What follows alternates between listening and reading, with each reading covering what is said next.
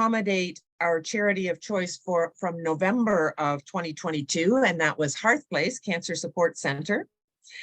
We were able to give them a donation of $4,700. And Debbie Dawson, the fundraising and community engagement coordinator, joins us tonight to share with us the impact of that donation. So Debbie? Thank you. And thank you for accommodating me. For those of you who weren't on earlier, I have the pleasure of going to a sleep clinic in half an hour. So I'm off to see how I sleep overnight. So thank you.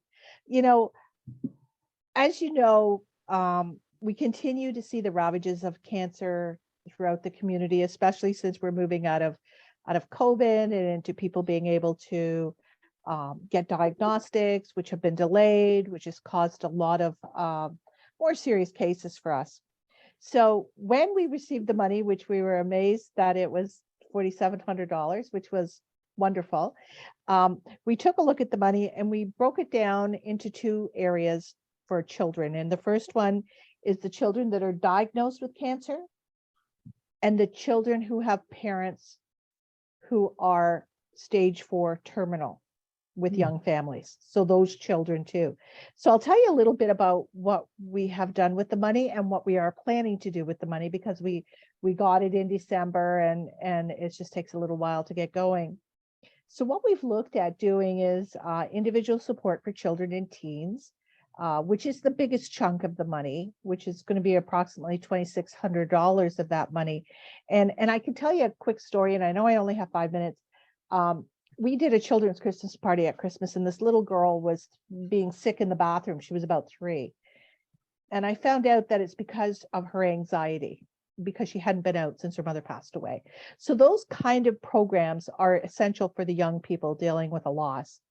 We have, we're going to be doing, which we like to do, our end of life pottery kits for families. And we make bowls with all the family's hand on it so that the family can keep the bowl if it's a bereaved child that's terminally ill or a parent, and it's something as a legacy and a lasting memory for the family. It's really important to them to be able to have something to cherish.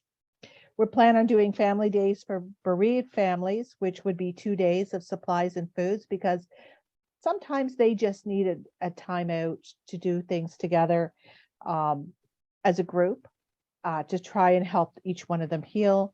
We're looking at art supplies for paint, canvas, beads, Play-Doh, glue, and what we call cancer cell stuffies. And they are actually blood cells that the child life specialist uses to explain to them how we replace blood and things like that, which they're fun, they're squishy, the kids have a little fun with them, and it also helps them to be able to articulate what's going on and how they're feeling.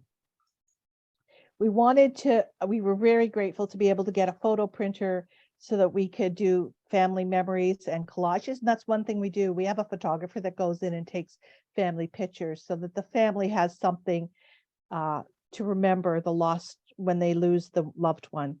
And then a Cricut maker for legacy boxes, which was what we do, camp activities, and art journaling. So all these items are going to be wonderful for our children's program, whether it be a child who is terminally ill or a child who's dealing with a parent that's terminally ill.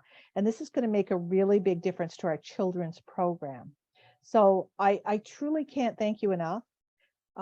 This has really made a difference to our kids, who are our most vulnerable population. And I want to leave you with something really happy. We have what we call a METS group, and those are people that are terminally ill, stage 4, not getting better. Most of them are very, very ill. We had one of our coordinators had a birthday yesterday. These women dressed their cars up, put party hats on, drove around our parking lot honking their horn to wish Sonia, one of our people, a happy birthday. And I got to tell you, these women were out in the cold dancing to music and celebrating Sonia's birthday because they realized that life is to be lived now and not down the road. So, you know what, keeps us grounded. I hope it keeps you grounded, that no matter how bad it is, you can always look at a bright side on what we do. And I don't know if you Wow. have any questions, but I was really touched by that yesterday. It was amazing. You know, Thank you, Debbie. That's wonderful. And I have to say, this is when we hear from the winning charity from the last quarter and hear the difference that it made, that's one of the pieces that I love about this organization, is that, you know, we kind of close the loop on that donation and do learn how we make an impact in the community. So thank you for sharing that thank with you.